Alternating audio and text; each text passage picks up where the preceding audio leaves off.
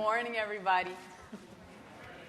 Did you feel all warm and fuzzy when you heard Wind Beneath My Wings? That is the song that every new teacher listens to at new teacher orientation. And I just want to start by having you think about that for a second. The message that we send teachers before they step into their first classroom is, you are the wind beneath students' wings. Your job is to be the force of nature that keeps tiny little children from dropping out of the sky. No pressure, though. Then there's the Hollywood version of our jobs. In movies, there's this short period of trial and error, and then the teacher figures out the secret to teaching, which is showing kids that you care. And this works really well because all of the other teachers in the movie, interestingly enough, got into teaching because they don't care about kids. And they just need this person who's brand new to set them straight. And you can imagine that rookies who try to follow this model get along great with the other adults at their jobs. That's the Hollywood version of the super teacher myth. But there's also a political version. This is a teacher. This is a new teacher who's so fired up by the injustices in education that whatever she lacks in experience, she's going to make up for by sleeping 3 hours a night until low-income students are getting the same test scores as high-income students. And you know the pitfalls of that if you've ever dealt with even one kid on 3 hours of sleep. But let's just recap. Super teacher, force of nature, does not need support from colleagues, does not need a full night's sleep, and with the right training, doesn't really need experience. And that is another dangerous myth. Because most of what teachers learn in training is good, but a lot of it is easier said than done, especially for someone who is dealing with the constant stream of judgment calls they've never had to make before. My own first year was a perfect example of this. I had every intention of being a super teacher.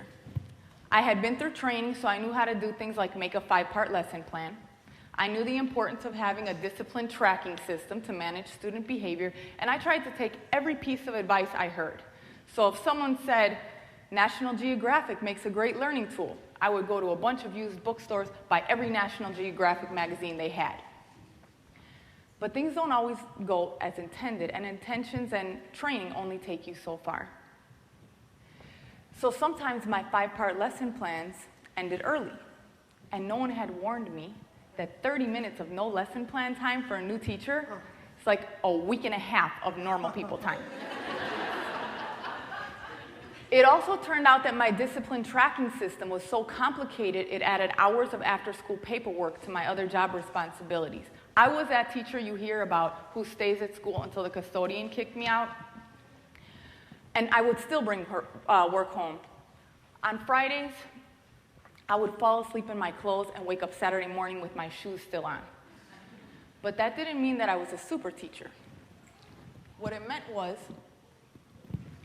in addition to all of the problems of poverty and language barriers and learning disabilities that my students already faced, they also had a teacher who was completely overwhelmed and drained from spending her efforts in the wrong places. And there was one particular day near the end of October when I was more exhausted than usual, and my students were more hyper than usual, and they just would not be quiet. And I can't emphasize this enough, I really needed them to be quiet. But the only way I could get them to stop talking for even 5 minutes was to add more math problems to their homework.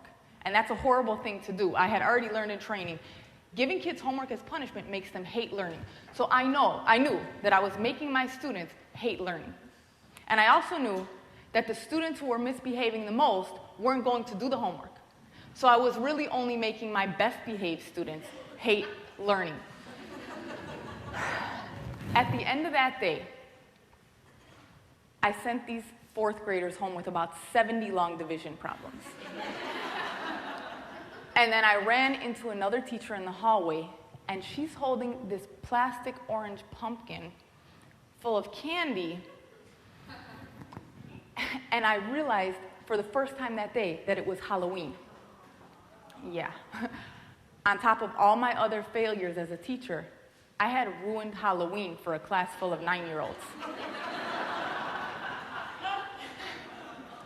On my drive home, I started crying so hard I couldn't see the road. I pulled into a Burger King parking lot and sat there in my car for 2 hours crying and wondering how these students got stuck with a teacher like me. And around that same time, someone gave me this book, Chicken Soup for the Teacher's Soul. And my first reaction was, my soul needs something stronger than chicken soup.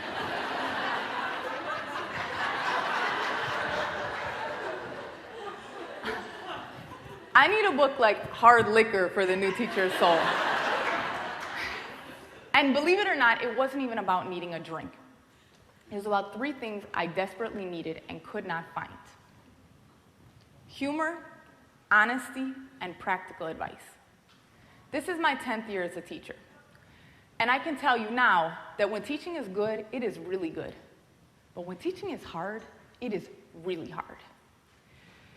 On a day when a 2nd grader curses at you, you don't want to hear someone else's heartwarming success story.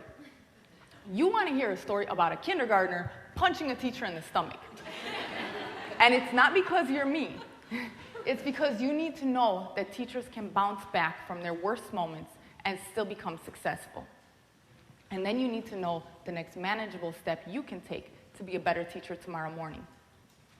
If we're going to offer teachers the practical advice they need, we need to have the honesty to admit that no one is a super teacher all the time, and that there are days when even good training advice breaks down. It is important to plan good lessons, but sometimes a lesson you worked hard on goes badly.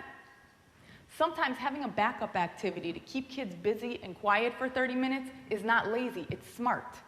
And sometimes, just FYI, National Geographic is not such a great learning tool for 4th graders because it's full of pictures of naked people.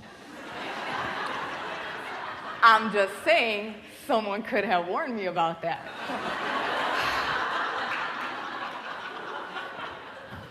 Whatever lessons new teachers learn the hard way, they learn in front of a class full of students.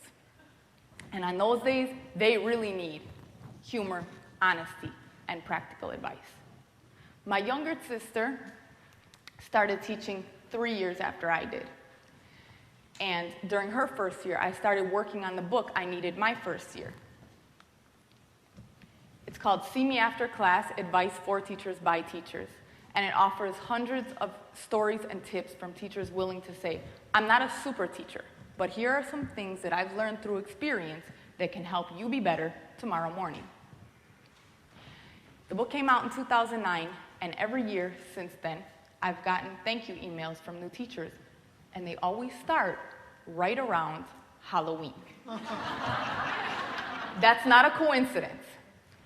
The end of October is the beginning of what's known as the disillusionment period, which is when teachers really hit that reality that the skills that go into being a good teacher are way more than anyone can learn in 1 year. The great teachers of the future know they're not great yet, and many of them won't stick around long enough to become great. This profession has been compared to a bucket with a hole in it. Half of all teachers leave by the end of their 5th year, and half of all inner city teachers leave by the end of their 3rd year. We hear a lot about the test score achievement gap between low-income and high-income students, but there's also a huge teacher experience gap. Students at low-income schools are twice as likely to have a beginning teacher in the front of the classroom. And this is important because new teachers propping themselves up on energy drinks and constantly measuring themselves against a fictional character are a lot more likely to make avoidable mistakes. There's a saying that the first year of teaching makes you or breaks you. And this is such a terrifying thing to hear because almost every new teacher has moments when they are sure this year is breaking them. And I wanted to end with a poem that I wrote my sister's first year that's now at the end of my book, and it's called Make Me or Break Me. They say this first year will make me or break me. I guess that's because it takes me 8 days to get through a stack of paper, and there are 8 more waiting. And every day I stay at school later and get less done. This is not fun. Help me, someone. I'm already counting how many more Mondays until vacation. There are 12, by the way, and I'm getting impatient because I spent all last night on grading and preparation, and I can't get these kids to just shut up and take this inspiration. And the temptation to keep driving instead of arriving in the teacher's parking lot is almost as strong as my fear of what could go wrong if I don't pull into that parking spot. And I'm not sure if I can take it. I'm trying so hard to make it work the way the movies make it seem. I've been sacrificing so much sleep, I forgot what it feels like to dream. This isn't the person I'm used to being. It's not the image of me that I'm used to seeing. I miss the days when I was a student, complaining about my teachers to my friends. This job seems so easy from the other end. From here, nothing looks the same. And you know what's even more of a shame? I hear my teachers' voices when I yell my students' names. And you know that one quiet girl in the back with the glasses? I overheard her mom saying she wants to change classes. They say this job is rewarding, but lately, I just feel like all my students hate me. Their work just frustrates me, and I'm going so crazy, no sane person would want to date me. But I'm here to stay. It takes a lot to break me. And that's why I say, no matter what it takes me, this year is going to make me. Thank you.